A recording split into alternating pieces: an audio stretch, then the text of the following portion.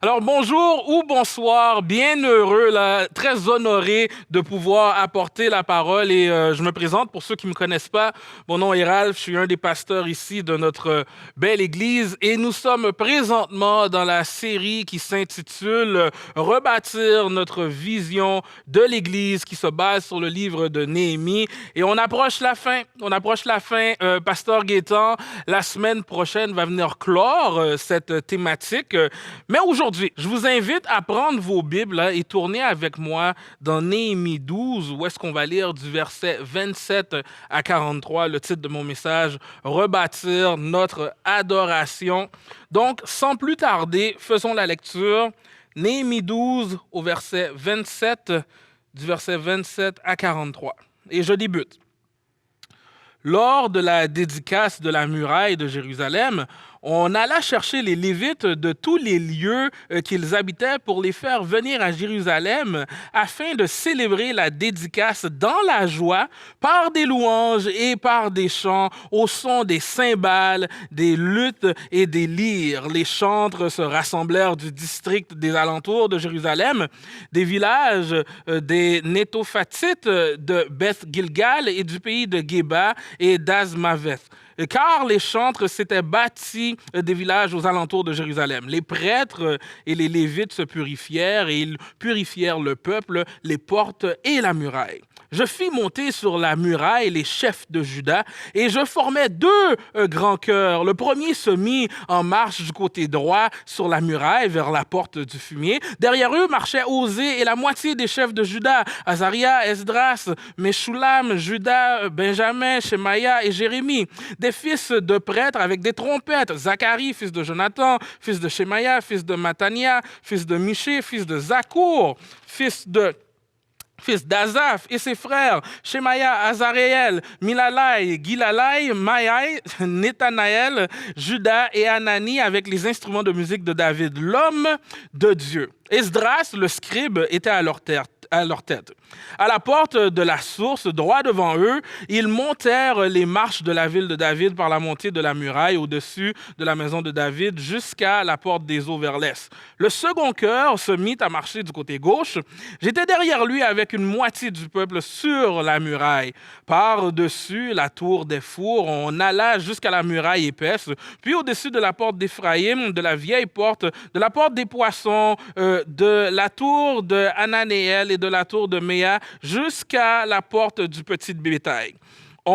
Et l'on s'arrêtait à la porte de la garde. Les deux chœurs s'arrêtèrent dans la maison de Dieu, de moi-même, ceux des magistrats qui étaient avec moi, et les prêtres, Eliakim, Maaseia, Minyamin, Miché, Elionéaï, Zacharie, Anania avec des trompettes, et Maaseia, Shemaïa, Éléazar, Ouzi, Yohanan, Malkia, Elam et Ezer. Essayez de lire ça vite, vous allez voir.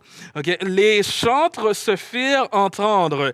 Yisraïa était leur inspecteur. Les gens offrirent ce jour-là de nombreux sacrifices et se livrèrent aux réjouissances, car Dieu leur avait donné un grand sujet de joie. Les femmes et les enfants se réjouirent aussi, et on entendait de loin la joie de Jérusalem. On entendait de loin la joie de Jérusalem. OK. Dans notre texte, là, on voit ici un bel événement, OK? Il y a une belle cérémonie qui prend place. C'est la dédicace de la muraille. Et je ne sais pas si vous l'avez vu, je ne sais pas si vous l'avez ressenti, mais il y a comme un peu une excitation dans l'air. Il y a une fébrilité. Je peux m'imaginer, là, juste au début de notre passage, l'excitation, les festivités qui vont commencer, les gens qui arrivent d'un peu partout, les gens mettent des habits de fête. C'est une grande célébration et il y a une fierté parce que par la grâce de Dieu, ils ont accompli quelque chose de vraiment, vraiment bien. Là. La muraille muraille est reconstruite quand même. Wow, là!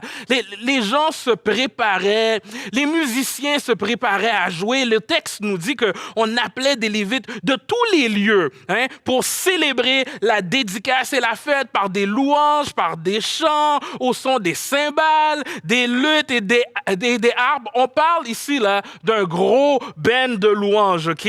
Vraiment, il y a 2 méga chorales dans notre texte. Vraiment, ça va être the party, là, OK?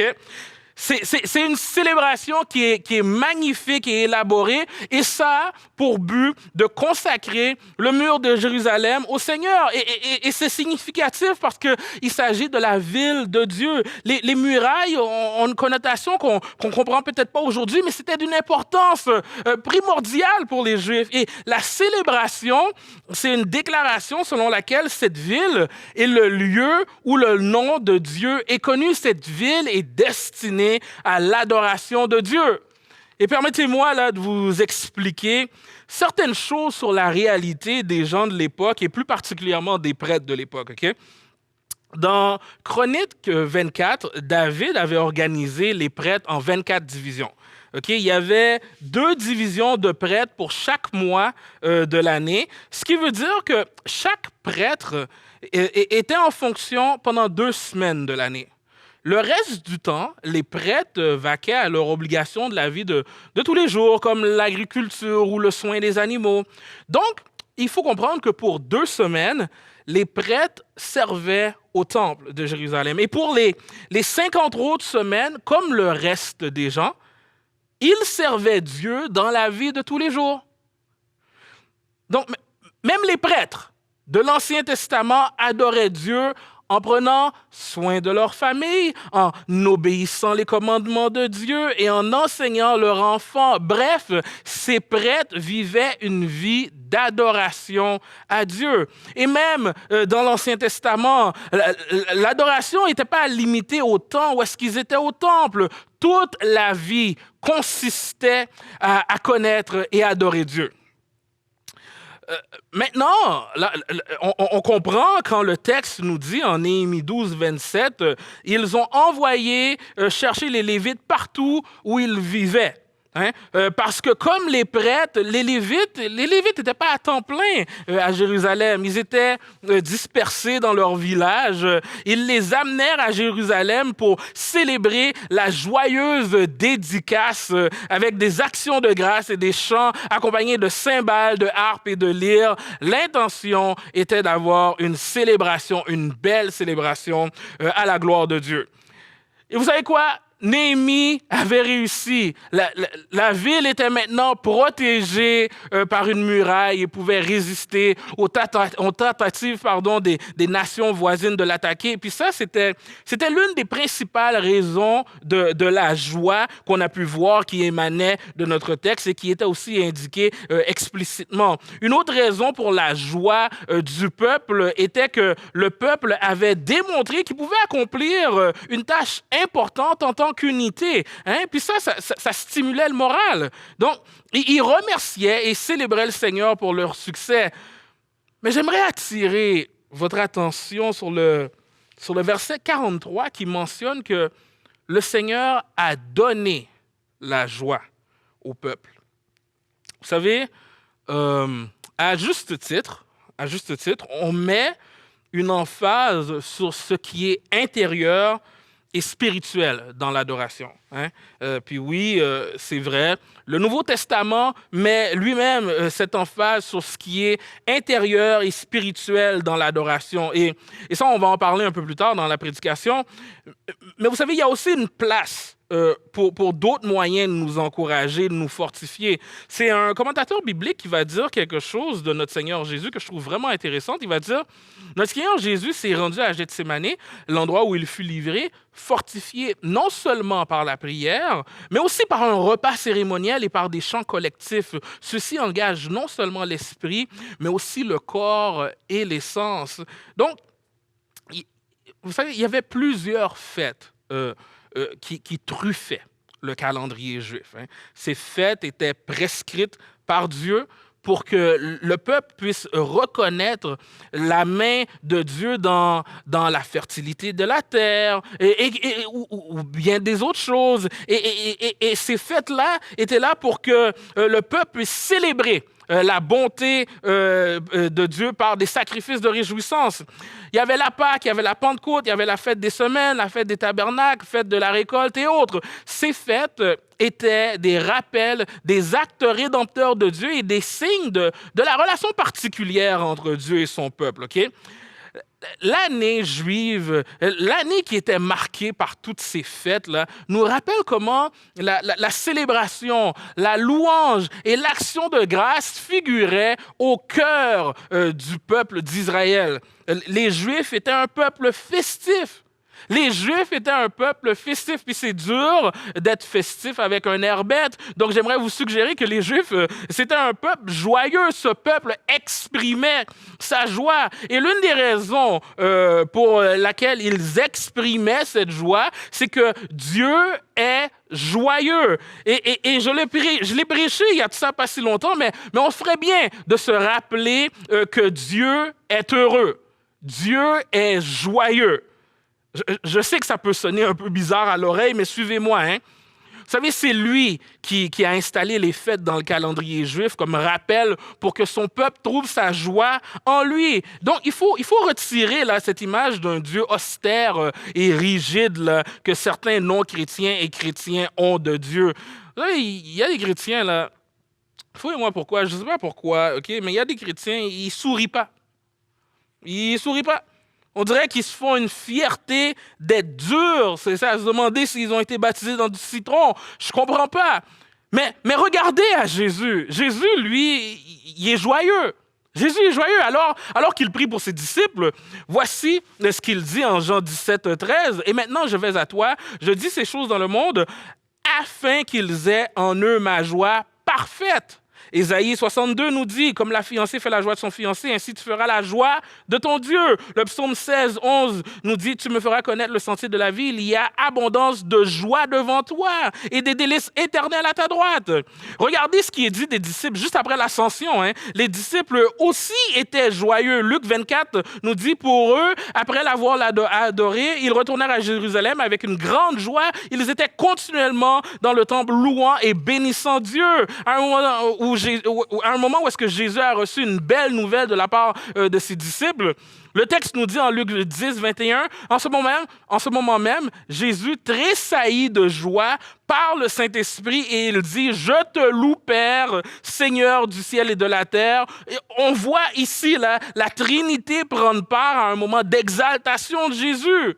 Vous ne croyez pas que Dieu est un Dieu joyeux? Ben regardez comment Dieu parle de ses enfants dans Sophonie 3, 17. « Ne baisse pas les bras car l'Éternel ton Dieu est au milieu de toi, un guerrier qui te sauve. Il sera transporté de joie à ton sujet. Il te renouvellera dans son amour pour toi. Oui, il sera dans l'allégresse à ton sujet et poussera des cris de joie, tout comme au jour de fête. » Donc, Dieu est un Dieu joyeux et nous sommes faits à son image. Et ça explique pourquoi il y a dans chaque âme une soif insatiable de joie. Dieu a mis dans nos âmes un désir ardent, une envie, une passion pour le bonheur, pour le plaisir. Et c'est cette impulsion qu'on ressent à chaque jour pour rechercher ce qui va nous apporter de la joie et de l'excitation. Mais ça vient de Dieu. Ça vient de Dieu. Ça fait partie de ce que ça signifie être créé à l'image de Dieu. Une des marques distinctives d'un chrétien mature, c'est qu'il est joyeux. Je me répète. Une des marques distinctives d'un chrétien mature est qu'il est joyeux, qu'il trouve sa joie en Dieu. Vous savez, là, un plaisir profond et durable en Dieu, c'est la manière dont il est le plus glorifié et honoré de nous. Dieu est le plus glorifié en nous lorsque nous sommes le plus satisfaits, fascinés et captivés par la splendeur de sa beauté que nous pouvons voir en Jésus-Christ. Permettez-moi de le répéter là. Et c'est John Piper qui est réputé avoir dit ça. Là. Dieu est le plus glorifié en nous lorsque nous sommes le plus satisfaits en lui. Wow! Regardez comment Jésus parle à ses disciples. Dans Jean 15, là, il va dire « Si vous gardez mes commandements, vous demeurez dans mon amour, De même que j'ai gardé les commandements de mon Père, je demeure dans son amour. Je vous ai dit ces choses afin que ma joie soit en vous et que votre joie soit parfaite. Nous avons été créés pour être heureux dans un Dieu heureux. Notre joie en lui nous pousse à l'adorer.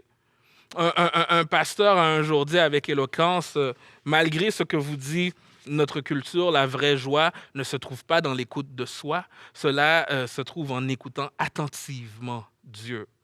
Vous savez, les fruits de l'esprit sont la marque distinctive du chrétien mature, et parmi ces fruits de l'esprit, on y trouve la joie.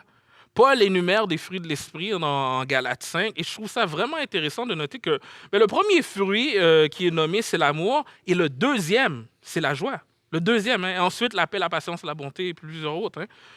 Le chrétien est joyeux. Et nous sommes joyeux parce que nous avons un Père qui nous bénit tellement. Notre Père nous donne tellement de cadeaux. Il prend soin de nous. Et ça nous pousse à la reconnaissance, la joie et l'adoration. Vous savez, la semaine dernière, on a eu 25 baptêmes ainsi que 17 consécrations dimanche dernier. Et ça, c'est un sujet de joie parce que ça parle de la fidélité et de l'intervention de l'action de Dieu. Ces événements nous rappellent l'action rédemptrice de Dieu.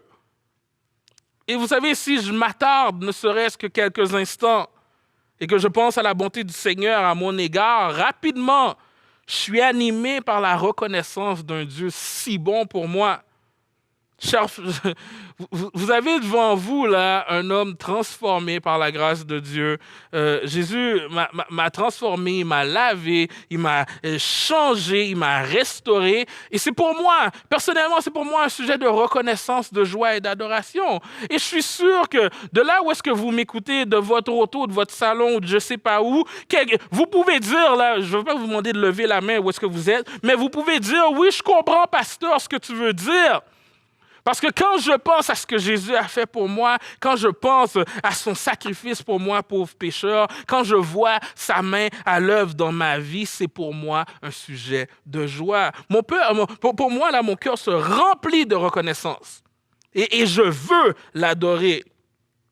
Nous sommes joyeux parce que nous servons un Dieu joyeux qui partage sa joie et Dieu est généreux. Et parce que Dieu est bon, Dieu est généreux, Dieu est joyeux, il nous bénit et veut nous rendre à notre tour joyeux. Et mon adoration est profondément ancrée dans cette joie qu'il me permet d'avoir. Vous savez, là, cette belle célébration qui prend place dans notre texte, là, cette célébration, c'est un témoignage de la main puissante de Dieu.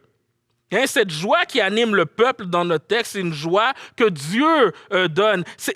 Et vraiment, c'est littéralement Dieu qui donne cette joie. Le verset 43 nous le dit clairement. Les gens offrirent ce jour-là de nombreux sacrifices et se livrèrent aux réjouissances car Dieu leur avait donné un grand sujet de joie. Les femmes et les enfants se réjouirent aussi et on entendait de loin la joie de Jérusalem. Wow! On entendait de loin la joie de Jérusalem. Donc, ma prière, c'est que, comme dans le texte là, qu'on vient de lire, que les gens puissent entendre de loin la joie qui t'anime. Que les gens puissent entendre de loin cette joie, qu'ils puissent se questionner. Et que les gens puissent dire, mais qu'est-ce qui se passe avec elle? Qu'est-ce qui se passe avec lui? Et ainsi, ta joie sera un témoignage de la bonté de Dieu. Dans un de ses livres, John Stott a dit ceci, peu de temps avant sa mort, en 1988, dans un moment de candeur surprenante à la télé, Margarita Lasky, l'une des humanistes et romancières laïques les plus connues, a déclaré, et je cite, « Ce que j'envie le plus chez vous, les chrétiens, c'est votre pardon. Je n'ai personne pour me pardonner. » Mon Seigneur est bon. Il m'a fait du bien.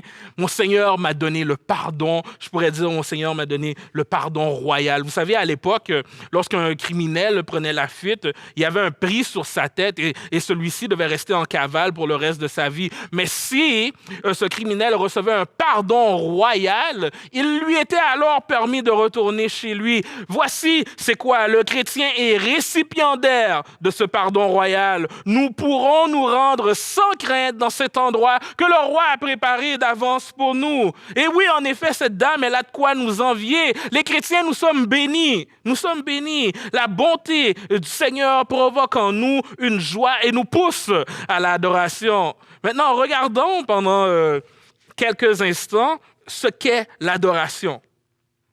Dans l'Ancien Testament, l'adoration a idéalement lieu dans un sanctuaire désigné par Dieu. L'adoration se déroule selon des rituels bien précis par Dieu et bien précis, établis par Dieu, et elle est conduite par les prêtres qu'il a ordonnés. Mais même dans l'Ancien Testament, le culte honore le Seigneur seulement si ça mène à l'obéissance et la louange dans tous les domaines de la vie. Et maintenant, dans la Nouvelle Alliance, bien, Jésus remplace tout le protocole d'accès à Dieu. Et ce protocole-là était au cœur de l'Ancienne Alliance. Mais les évangiles nous montrent de différentes façons comment Jésus remplace le temple de Jérusalem dans le plan et le dessein de Dieu. Jésus va dire en Matthieu 12,6 « Il y a ici plus que le temple ». En tant que Dieu incarné, Jésus représentait plus pleinement le temple, plus pleinement que le temple, la présence et l'autorité royale de Dieu. Vous savez, à la fin des évangiles, Jésus annonce qu'il va continuer d'attirer à lui beaucoup de personnes par le témoignage et l'enseignement des disciples.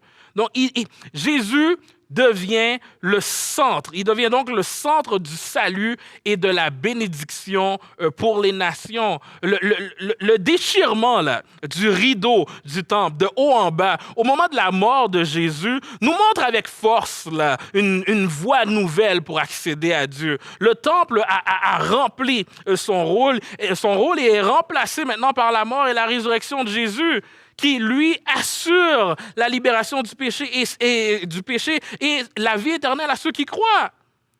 Jésus devient le moyen par lequel le Père obtient l'adoration en esprit et en vérité. Vous savez, adorer en esprit et en vérité signifie qu'on reconnaît que Jésus est la vérité. Et que lui seul révèle le Père et ses desseins d'une façon unique. Et ça, ça implique qu'on reçoit de lui l'Esprit qui est disponible pour tous ceux qui croient en Jésus. Donc, l'adorer en esprit et en vérité, c'est comprendre l'Évangile et vivre les implications de cette bonne nouvelle dans toutes les sphères de nos vies. Dans cette nouvelle alliance, Jésus est maintenant l'endroit où Dieu doit être reconnu et adoré. Dans cette nouvelle alliance, les chrétiens n'ont pas besoin d'un prêtre pour s'approcher de Dieu. Notre médiateur est Jésus. Et en réponse à ce que Dieu a fait pour nous, mais le disciple de Jésus se présente comme un sacrifice vivant, saint, qui plaît à Dieu, comme nous le dit Romains 12. C'est le théologien James Packer qui dit ceci. L'Écriture considère la glorification de Dieu comme une activité en 6 volets. 1. Louer Dieu pour tout ce qu'il est et toutes ses réalisations. 2. Le remercier pour ses dons et sa bonté à notre égard. 3. Lui demander de répondre à nos besoins et à ceux des autres. 4. Lui offrir nos dons, notre service et nous-mêmes. 5. Apprendre à le connaître par sa parole, lue et prêchée et obéir à sa voix. 6. Faire connaître aux autres sa valeur à la fois par la confession publique et le témoignage de ce qu'il a fait pour nous. Ainsi, nous pourrions dire que les formules de base du culte sont les suivantes. Seigneur, tu es merveilleux. Merci, Seigneur. S'il te plaît, Seigneur. Prends ça, Seigneur. Oui, Seigneur. Écoutez tout le monde. Vous savez, l'un des mots hébreux qu'on traduit par adorer veut littéralement dire servir. Littéralement dire servir. Et vous savez, le but là, de la délivrance du peuple d'Israël de l'esclavage en Égypte était de libérer le peuple pour qu'il soit exclusivement au service du Seigneur. Vous savez, servir Dieu veut dire le craindre, marcher dans toutes ses voies et observer ses commandements. Dieu demandait à son peuple un mode de vie qui reflétait une allégeance totale. C'est Augustin qui a un jour dit, quand vous faites quelque chose de mal, vous vous retirez du public dans la maison, dans votre maison où aucun ennemi ne peut vous voir. Des lieux de votre maison qui sont ouverts et visibles aux yeux des hommes, vous vous retirez dans votre chambre. Mais même dans votre chambre, vous craignez quelques témoins, vous vous retirez dans votre cœur. Là, vous méditez. Il est plus intérieur que votre cœur. Partout donc où tu fuiras, il est là. De toi-même, où t'enfuiras-tu? Ne te suivras-tu pas partout où tu t'enfuiras? Mais puisqu'il y a un plus intérieur que toi-même, il n'y a pas de lieu où tu puisses fuir Dieu. Il n'existe pas un lieu où tu puisses fuir. Le fuiras-tu? Fuis vers lui. Dieu nous demande là, une allégeance, une obéissance totale. Et l'obéissance, là, c'est bien plus que de chanter le dimanche matin ensemble. Vous savez, déverser notre cœur à Dieu dans un chant, ben oui, ça peut être édifiant, certainement. Mais trop souvent, ça remplace l'adoration la plus importante de notre vie, qui est obéir les commandements de Dieu et servir les gens. Jésus est clair, hein? Jean 14, 15, il dit « Si vous m'aimez, gardez mes commandements. » Aussi simple que ça. Vous savez, l'obéissance du Christ jusqu'à la croix rend possible une obéissance renouvelée du peuple de Dieu. Notre obéissance est motivée par notre foi en Jésus et ce qu'il a fait pour nous. On mène un style de vie qui manifeste une intelligence transformée, renouvelée, ce qui fait qu'on ne se conforme pas aux valeurs et aux attitudes et aux comportements de notre âge. Notre adoration, c'est une vie qui lui est soumise. Yeah. Notre adoration, c'est une vie qui lui est soumise. Et notre adoration, c'est aussi le fruit de nos lèvres. Oui, notre adoration, c'est le fruit de nos lèvres. Hébreux 13, 15 nous dit, par lui, en parlant de Jésus, offrons donc sans cesse à Dieu un sacrifice de louange, c'est-à-dire le fruit des lèvres qui reconnaissent publiquement son nom. Vous savez, lorsque le corps de Christ est rassemblé ensemble pour offrir louange et adoration, il y a quelque chose qui prend place là, qui n'est pas là lorsque je louais Dieu dans mon salon là au fort de la pandémie. Vous savez, l'adoration, c'est quelque chose de profondément personnel, mais paradoxalement, c'est aussi quelque chose de profondément collectif. L'adoration est collective. Vous savez, on a la chance d'avoir là, des bons musiciens et des bons chantres qui nous accompagnent dans notre adoration. Puis amen à ça, hein, c'est une grâce de Dieu. Mais collectivement, notre adoration, là, elle exhorte même ceux qui sont à côté de nous. On peut être encouragé par un frère ou une sœur qui loue. Il y a des gens, là, je sais c'est quoi qu'ils vivent. Puis quand je les vois lever les mains dans la louange, ça m'inspire, ça m'encourage. Et ça m'est arrivé à plusieurs reprises de dire aux leaders de louange que la plus belle des voix dans l'Église, c'est celle de l'assemblée qui chante d'un seul cœur. Il y a quelque chose de majestueux là. Est-ce que peut-être c'est parce que c'est ce que nous ferons pour l'éternité? Ah non, je ne sais pas. Mais il y a quelque chose qui est transmis. Il y a comme une transaction céleste dans la louange, si je peux me permettre de dire. Dieu opère et est à l'œuvre quand son peuple loue. Combien de fois? J'étais pas dans mon assiette. Mais quand j'entends là, les paroles de ce chant qui dit « Car tu es Dieu au-dessus de la terre, tu établis ton trône dans les cieux, Dieu de gloire, Dieu de gloire, Dieu de gloire, tu es Dieu. » Je me rappelle la première fois que j'ai prêché à la Grande Assemblée, je ne pense pas que vous pouvez vous imaginer le stress que c'est là de prêcher à la Grande Assemblée. J'avais prêché 2 fois à notre site de Terrebonne, je pense, et boum, Pasteur Gaétan me dit « OK, tu prêches à Laval à telle date. » Et vous savez, il y a une grande différence entre prêcher à mon groupe jeunesse ou encore prêcher à une assemblée le dimanche matin où est-ce qu'il y a, on va dire, 70-80 personnes qui nous écoutent, versus ici où est-ce que tu prêches à plusieurs centaines de personnes à la fois.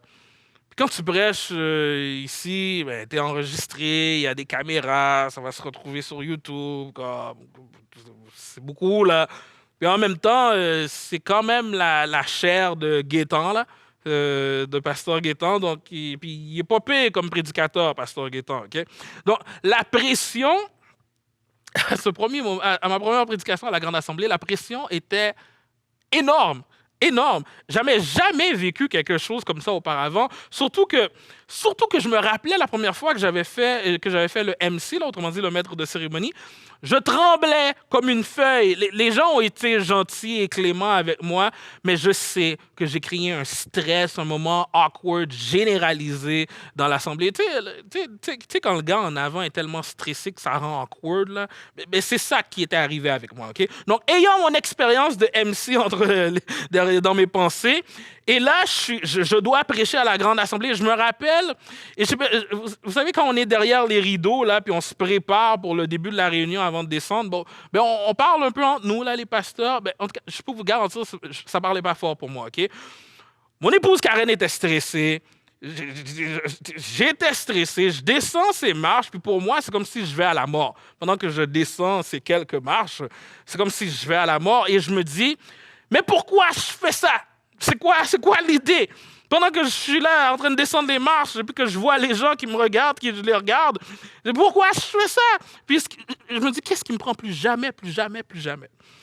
Et là, je m'assois à côté de mon épouse, juste ici, mon épouse stresse, je stresse, et la louange commence, et d'un instant, je n'exagère pas quand je dis ça, en un instant, Dieu m'a fait grâce et le stress s'est littéralement évaporé et je suis monté tout sourire. Bon matin, Église Le Portail, honoré. Je suis vraiment, sincèrement, c'est inexplicable ce qui s'est passé. Mais voici ce qui se passe dans la louange. Dans le chant d'un peuple qui adore son Dieu, il y a comme une transaction céleste. Dieu fait grâce. Dieu communique son amour. Nous l'exaltons de nos lèvres et Dieu nous fait grâce. Tantôt, il y a un chant que j'aime beaucoup là, qui se nomme « Ce nom si merveilleux ». Et une des raisons que j'aime ce chant, c'est que ce chant parle de Jésus. Ce chant parle de la beauté sans pareille de Jésus. Ce chant dit qu'il était là avant la création. Vous savez, il y a toute une théologie, un aspect éducatif derrière ces paroles. Historiquement, les chants qu'on chantait dans les églises agissait également comme pédagogue pour ceux qui ne pouvaient pas lire. Donc, ils pouvaient se rappeler les paroles des chants et ainsi approfondir et méditer sur les connaissances de Dieu. Et ce chant que j'aime, ce nom si merveilleux, mais il y a également un aspect éducatif. Là. Le chant dira qu'il est sans égal, il est sans rival, qu'il triomphe à tout jamais. J'aime ce chant parce que le point focal est Jésus. Le chant porte sur lui. Et, comprenez-moi bien, ils sont bien, les chants, où est-ce qu'on affirme passionnément notre amour à Jésus. C'est bien, et amen. Mais le cœur de notre louange devrait être focalisé sur qui il est et ce qu'il a fait. Parce que qu'est-ce qui arrive quand notre amour est chambranlante? Qu'est-ce qui arrive quand les mots, là, « Je t'aime, Seigneur », ils sonnent un peu hypocrites? Vous savez, c'est dans ces saisons qu'on a spécialement besoin d'être rappelé que notre relation avec Dieu n'est pas nourrie. Ma relation avec Dieu n'est pas nourrie de mon amour pour lui, mais plutôt de son amour pour moi. Je dis, hey, je prêche là, je prêche. Tu as besoin de te rappeler que ta relation avec Dieu n'est pas nourrie de ton amour pour lui, mais plutôt de son amour pour toi. Et son amour, il l'a démontré en sacrifiant son Fils unique à la croix pour mes péchés. Donc oui, c'est bien de chanter qu'on aime le Seigneur et amen à ça, amen à ça. Mais ce qui est wow à mes yeux, c'est qu'il m'aime malgré moi. C'est qu'il m'aime malgré mes fautes, malgré mon orgueil, malgré le fait que nous sommes centrés sur nous-mêmes. Donc oui, chantons, disons-le, scandons-le, que nous aimons Dieu, amen. Mais chantons surtout comment lui nous aime. 1 Jean 1,4 nous dit, et cet amour, ce n'est pas que nous nous ayons aimé Dieu, mais que lui nous a aimés et qu'il a envoyé son Fils comme l'expiation pour nos péchés. Tantôt, j'ai cité le passage de Hébreux 13, 15 qui dit « Par lui, offrons donc sans cesse à Dieu un sacrifice de louange, c'est-à-dire le fruit de lèvres qui reconnaissent publiquement son nom. » Et le verset qui suit, le verset 16, dit « Cependant, n'oubliez pas la bienfaisance et la solidarité, car c'est à de tels sacrifices que Dieu prend plaisir. » Qui dit adorer Dieu, dit immanquablement servir les gens. Vous savez, parlant de l'Ancien Testament, un commentateur biblique va dire « Les commandements établissent les principes de vie fondamentaux d'une vie en relation avec le Dieu qui, dans sa grâce, les avait fait sortir du pays de l'esclavage et les avait consacrés à son service. L'appel à cette dévotion exclusive impliquait un renoncement aux idoles, l'observation du sabbat et d'autres lois, mais cette dévotion à Dieu exigeait aussi une obéissance à Dieu dans les relations quotidiennes personnelles. » C'est l'auteur et le théologien Juan Carlos Ortiz qui dit assister à un spectacle de trapèze est à couper le souffle. On s'étonne de la dextérité et du timing. On reste bouche bée quand on frôle la catastrophe. Et dans la plupart des cas, il y a un filet en dessous. Lorsqu'ils tombent, ils se relèvent et rebondissent sur le trapèze. En Christ, nous vivons sur le trapèze. Le monde entier devrait pouvoir regarder et dire « Regarde comment ils vivent, comment ils s'aiment. Regarde comme les maris traitent bien leurs femmes. Et ne sont-ils pas les meilleurs ouvriers dans les usines et les bureaux, les meilleurs voisins, les meilleurs étudiants? C'est vivre sur le trapèze, être un spectacle pour tout le monde. Que se passe-t-il quand on glisse? Le filet est sûrement là. Le sang de notre Seigneur Jésus-Christ a fourni le pardon pour toutes nos offenses. Le filet et la capacité de rester sur le trapèze sont tous deux des œuvres de la grâce de Dieu. Bien sûr, nous ne pouvons pas dormir continuellement sur le filet. Si c'est le cas, je doute que cette personne soit un trapéziste. Mon adoration à Dieu me pousse à servir les gens. C'est ce qui fait que quand je travaille, je ne suis pas un bon employeur simplement parce que mon employeur me le demande. Je ne suis pas un bon employé, simplement parce que mon employeur me le demande. Je suis d'abord un bon employé qui prend ses heures à l'heure, qui n'abuse pas de ses pauses, qui travaille avec intégrité, qui donne le meilleur de soi parce que ce faisant, j'adore Dieu. Si je suis un responsable, un leader, un boss, j'agis bien avec mes employés. Pourquoi? Parce que ce faisant, j'adore Dieu. C'est ce qui fait que je veux être un bon mari pour ma femme. Oui, c'est parce que je l'aime, mais c'est d'abord et avant tout parce que je veux adorer et honorer mon Dieu. Je veux qu'il soit fier de moi. Je veux l'écouter, je veux l'honorer.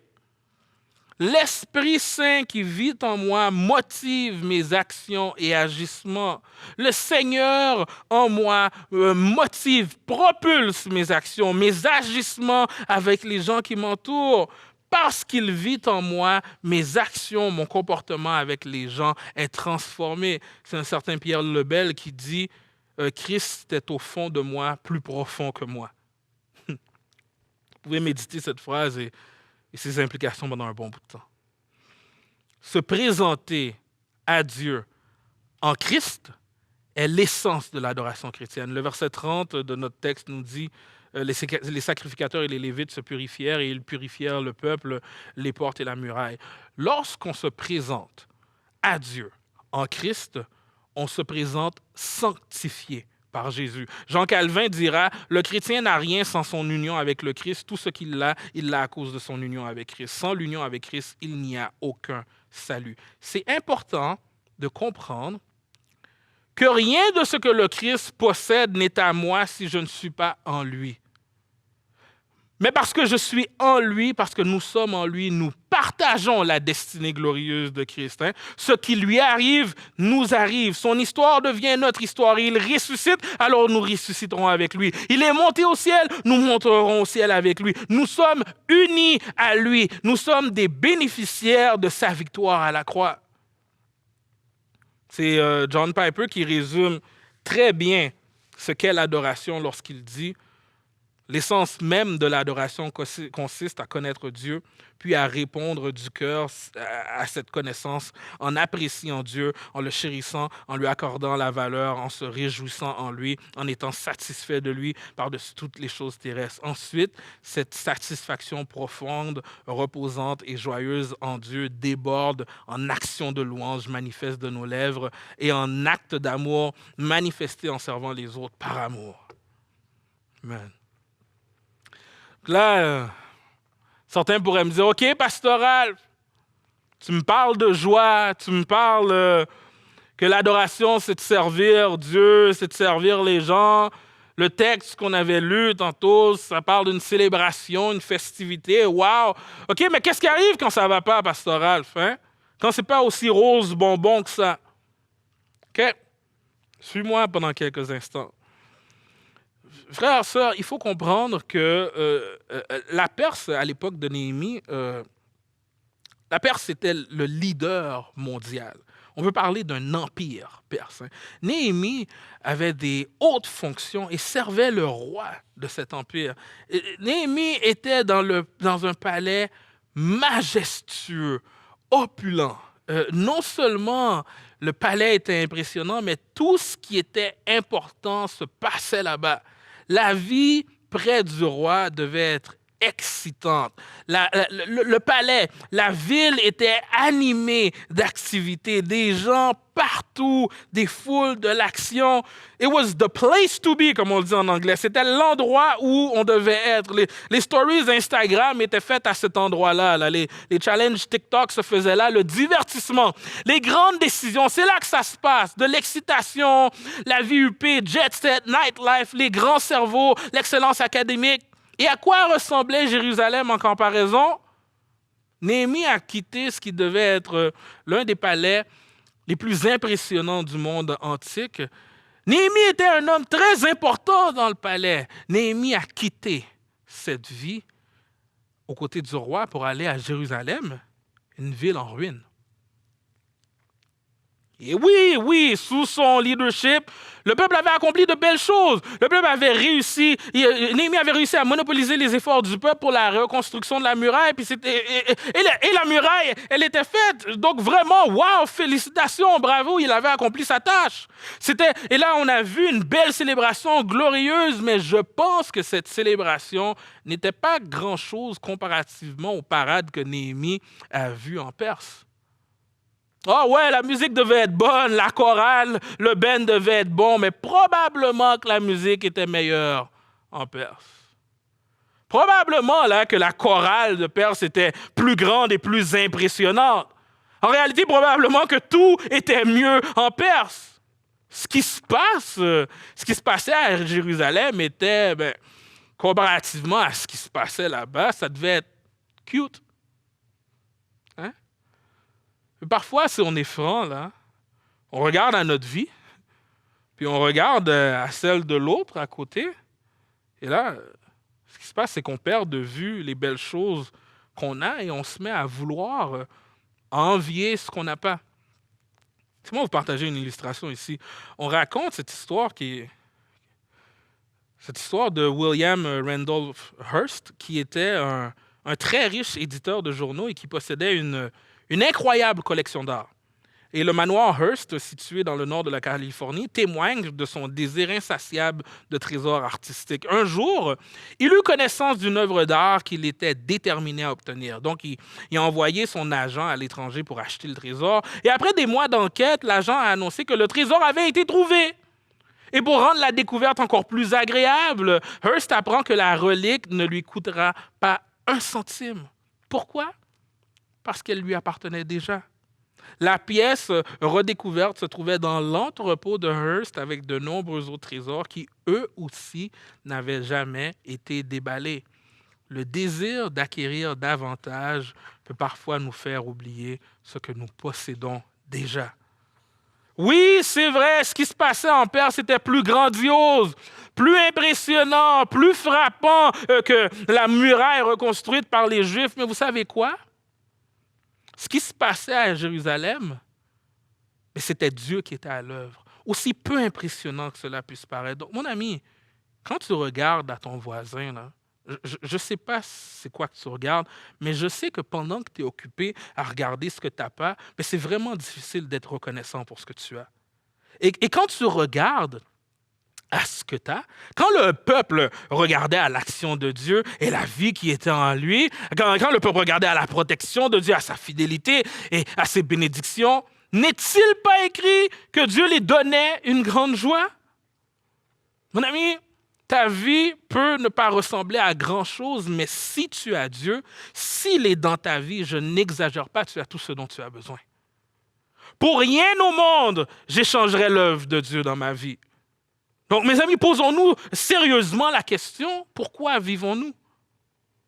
Est-ce qu'on vit pour ce qui semble impressionnant à l'extérieur, mais ce qui est vide à l'intérieur? Que Dieu nous donne la force de vivre pour ce qui n'est pas impressionnant de l'extérieur, mais ce qui est réel à l'intérieur, parce que Dieu est adoré. Qu'il me donne la force de tenir ferme devant les opinions et les actions contraires à ses voix. Et tantôt, j'ai pris un exemple léger, là, où est-ce que j'ai parlé d'une illustration où l'homme est riche. Mais certains pourraient me dire, ben moi, Ralph, je ne suis pas riche. Hein? Moi, je lutte, là. J'ai de la misère, puis j'ai pas hâte aux fins de mois. Alors, frère, je t'invite à te présenter tel que tu es devant Dieu, hein, avec toutes tes craintes, avec tous tes doutes. Et je t'invite à te présenter au corps du Christ, hein, à l'Église, avec tes doutes, tes craintes et tes besoins. Et je t'invite à lui, à faire part à Jésus de tes afflictions. Viens avec foi vers lui et regarde si notre Seigneur, qui est généreux et bon, n'agira pas en ta faveur. Alors que Billy Graham traversait en voiture une petite ville du Sud, il a été arrêté par un policier et accusé d'excès de vitesse. Graham a reconnu sa culpabilité, mais l'agent lui a dit qu'il devait comparaître devant un tribunal. Le juge lui a demandé « coupable ou non coupable ?» Lorsque Graham a plaidé coupable, le juge a répondu « ce sera 10 $, $1 pour chaque kilomètre parcouru au-delà de la limite autorisée. » Soudain, le juge a reconnu le célèbre ministre. « Vous avez violé la loi, a-t-il dit. L'amende doit être payée, mais je vais la payer pour vous. » Et il a pris un billet de 10 $ dans son propre portefeuille et l'a attaché à la contravention, puis a amené cher Billy Graham dehors et lui a payé un dîner, un steak. Voilà, a dit Billy Graham, comment Dieu traite les pécheurs repentants. Chère Église, adorons notre Seigneur. Nous avons un Dieu qui reçoit, paye la dette et bénit les pécheurs repentants. Adorons notre Seigneur ensemble.